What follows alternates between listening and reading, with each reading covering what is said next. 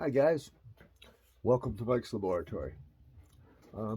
This video is going to be the beginning of a series in which I show how to repair talk boxes. G.I. Joe talking G.I. Joe talk boxes. Um, I hemmed and hawed quite a bit over making a video like this simply because the boxes are simple devices, but they're also precision devices. Everything has to work pretty much perfectly in order for the thing to talk. Um, I do not recommend going into one of these unless you know what you're doing. I see a lot of talk boxes sent to me for fixing that have had somebody digging around in there and they've broken things. They've filled them with WD-40, which will wreck the tapes. Um, Various other things like that the person obviously didn't know what they were doing. So I want to show you the right way to do this. And I'm also going to say that you need to be able to pay close attention to what you're doing. You'll be working with small parts that can go, little springs that can go boing, flying away if you're not careful. Also, things that can break easily if you don't take any care. I developed methods of getting these things apart, back together, and fixed over the past few years that I have confidence in and that work for me. There are obviously many ways to skin a cat. There are some other ways may work better for you. So, anyways, in totality, if you don't have the confidence to be playing with little pieces and little machines or some sort of mechanical aptitude, you probably shouldn't do this. But for those of you that do, this is how I do it, and this is the ways that have worked for me, and I've been successful. Okay, so with that caveat and going forward, I'm going to show you the various differences between the talk boxes in this video and how to identify which talker you have. So without further ado, let's begin. Let me lay out my materials here and we'll get rolling. Be right back. Okay, as you can see in front of you here we have 5 talk boxes. I'm going to start with this one. This is the one that I'm going to be repairing in the video. This is an earlier box from the 60s. I can tell that by the fact that it has a metal tape lift arm, and it also has the bigger plastic cover, and it also has right here, you can see that little extra disc, something to point with here. This little extra disc of plastic right here. This is like a little axle that the spring rides on. Later ones very often do not have this, and later ones have a different type of cover, which I'll show you when I get to the others. Okay, the metal tape lift arm, as I mentioned, it's also a sign of an earlier box. Also the color. The black, green, and flesh toned and white plastics are what they usually used for the earlier boxes. This one, being the military era box, will most likely be a soldier because it's the most common one, but it could be a Navy, Marine, or Air Force box as well. I don't have any way of telling that until I go ahead and get it to talk a little bit and hear what it has to say. With one exception, to my knowledge, there's no way to tell which box you have without hearing it speak, and that one exception is later issue commander boxes. Sometimes in later issue boxes, I don't have one that has this right now, but I'll show you where. Wind the tape back by doing this or pulling the string if it still has the string. Some later model commander boxes will have AT Commander embossed into the tape right at the end, right in here somewhere. And I said I don't have one that has that right now, and it's not all of them either. You'll find some of them like to have that, some don't. Okay, enough about that one. We'll identify that one after I show you this one. This one here is an astronaut box. For some reason, 99% of the astronaut boxes that I come across are made out of this black and red plastic, and the backing plate, which is missing on this one, will be red too usually. Again, not a hard and fast rule. You will find them in all different colors, but the earlier the box, generally the colors will be like this. And for some reason, the astronaut boxes mostly are red and black. Anyhow, again, not hard and fast, but that helps too. Next, we're moving on to a later issue Commander box, like I said.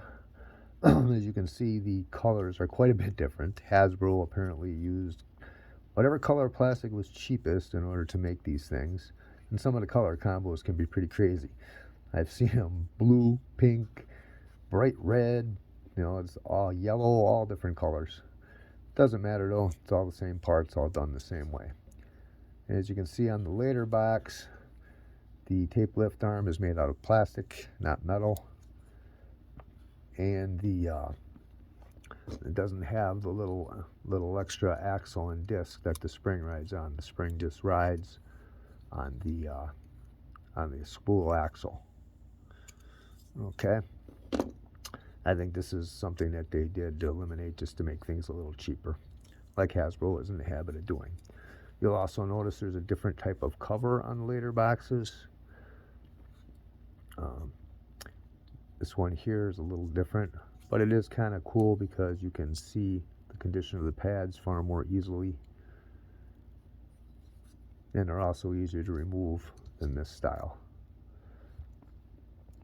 Another advantage of this style is that when you're test driving it and seeing how it talks, you can put that cover on there and you don't have to worry about holding it on while you're spinning it. These ones, once you take them off to get the flywheel out of there, you have to make sure you hold this on tight so it doesn't fly off. Anyway, another example of a later box, same kind of deal. Excuse me. Yellow plastic tape lift arm. No little axle or no little spool and disc for the spring to ride on. Different colors. This one here, I believe, came from a muscle body, because the only muscle bodies, or the only talk units I've seen that come out of muscle bodies, the frames are made out of this marbled plastic. Yeah, the color is kind of marbly. Yeah. These ones are functionally exactly the same as the older boxes. However, they fit into the muscle body torso backwards a little differently. Anyhow, they are functionally the same, and the earlier ones have the old Commander commands, and the later ones have the muscle body commands, which are somewhat different. Anyway, enough about that. Now I'm going to show you how to identify what kind of box we got, or which box you have. All right, string's missing on this one, so we're going to roll the spool back as though the string were pulling it in order to get it to talk. Make sure that everything is moving.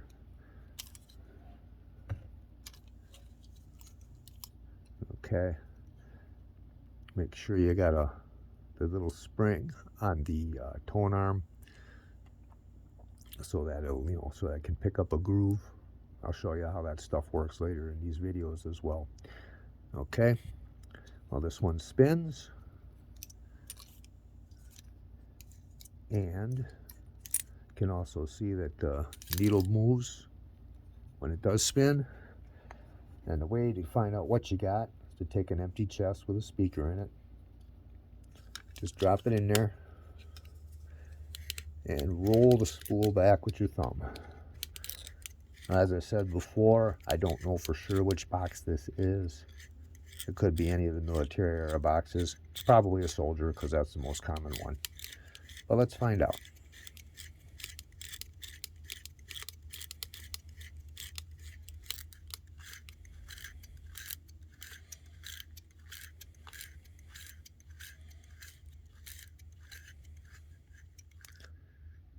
Okay.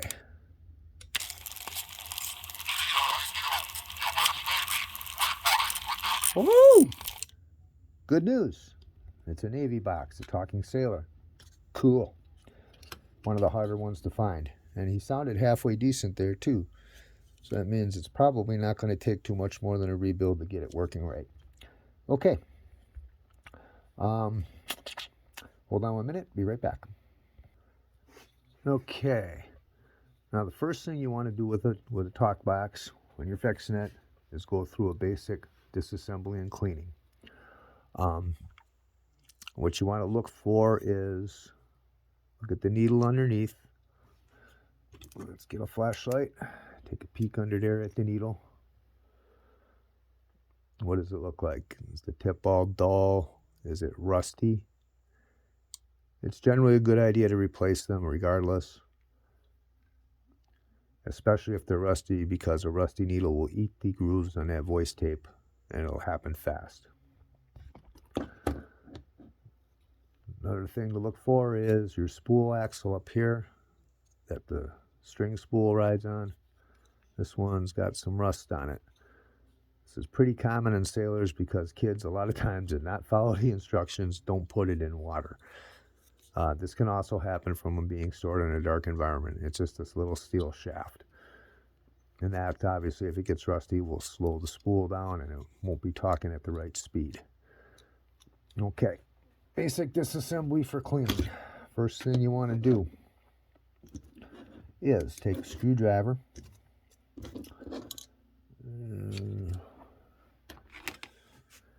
And you need to pop this cover off. As you can see, it's beveled on this side and not on this side on each of these tabs. See what I'm talking about? Well, what you want to do is you want to take a screwdriver and stick it underneath that bevel a little bit. Come on, focus, you bugger. And just pry up. You want to break the glue.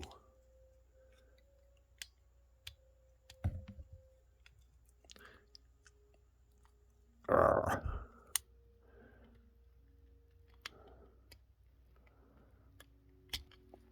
right, well, that one's going to be stubborn. Let's try this one. Okay, that one popped loose. And we'll go up to this upper one. Best case scenario, there we go, that one popped right off too. Best case scenario is that they all pop loose like this. If not, there we go. If they don't, then what you need to do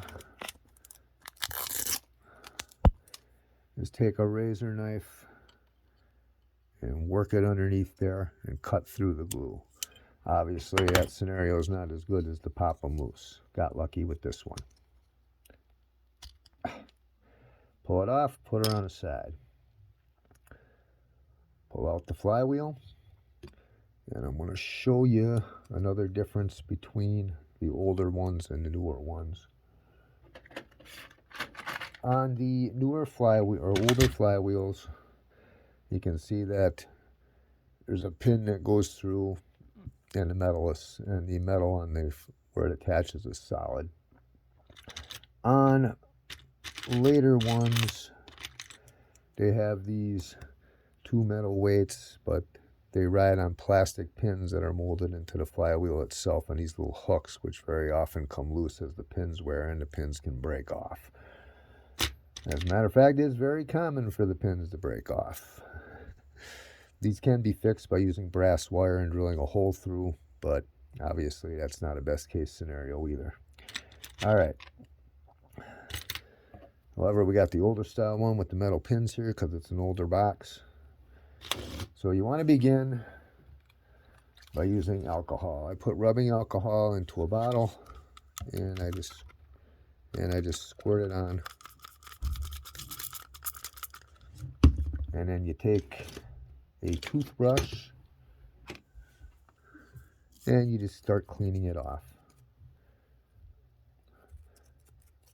Clean all the shit out of the gears, any crap that's on the shaft. Don't worry about the pads, you'll be replacing those. Those just pop right off.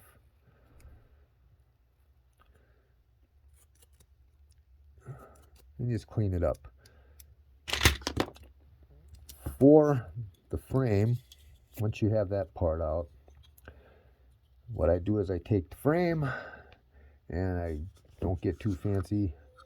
I just go ahead and I blast the shit out of it all over with this over a garbage can. I'm not going to do that right here and get the bench shelf full of alcohol, but blast it all out.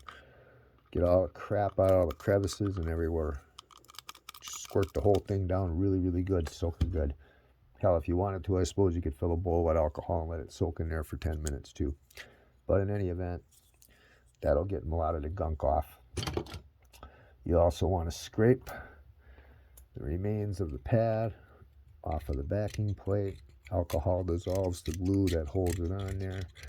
It comes off pretty easy. A lot of the gunk that you'll see in the box comes from this pad disintegrating. And the purpose of that pad is to press the unit against the speaker when the torso is put together. That foam pad pushes against the back here and keeps it in place. Okay. All right. That's basic disassembly. Other things to look for are this. Make sure that this gear only spins freely in one direction and catches and starts to turn the rest of the spool in the other direction. Clockwise free spin, counterclockwise free spin, clockwise it engages. There is a clutch spring inside of here, and I'm not going to take this one apart because this one seems to be okay, but I will show you with some other parts from broken boxes how that works later in the video series as well. So once you've completed your inspection and everything looks okay, then what you want to do is you want to take this axle out. That is pretty easy to do, but this is a little scary, so don't freak. Just take it and set it like this, and just give it a little tap on this, not this side, but this side. Give it a little whack. Doesn't take much. You can take an awl, or you could use a punch, whatever. Get it against here and push it out. You want to leave your tool or whatever inside of here so that the spring does not snap back down here.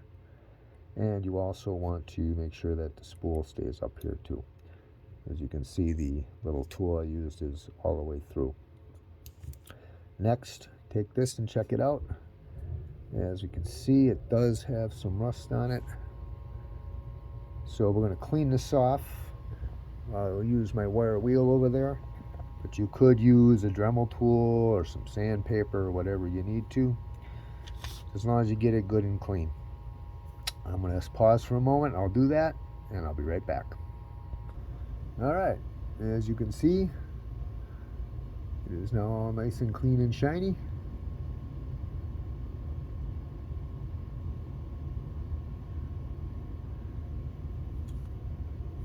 The next thing that I do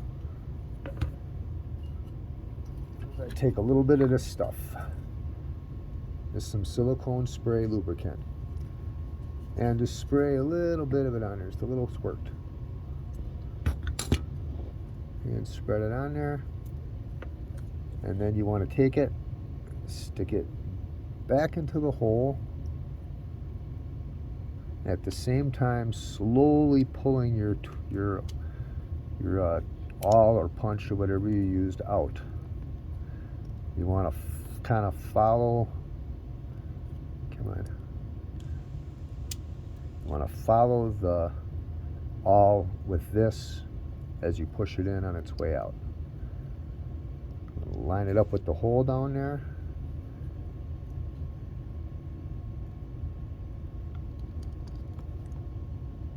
Just give it a good push to pop it back through this hole.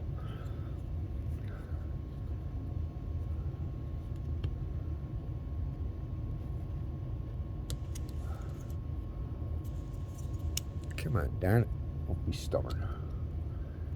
Sometimes they slide in real easy, sometimes they do not. There we go.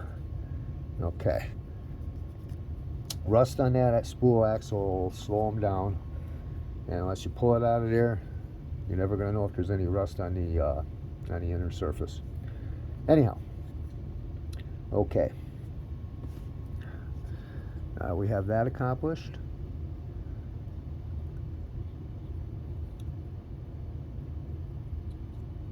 Check something else here. Okay. And now that that's accomplished, a word on lubricants. Never use anything for a lubricant on these things other than that silicone lube I just showed you. No household oil, no WD-40, nothing like that. That stuff will eat the voice tape, it will hurt the plastic, and it will gum up the works. Don't do it. Okay. That being said, I think what we're going to do is we're going to come to a stopping point here. The next video, I'm going to show you to replace the pad, or excuse me, not to replace the pads yet, but to check the needle out a little more thoroughly, clean underneath the tape and so forth, how to clean the rest of the mechanism up. Hope this helped you guys out.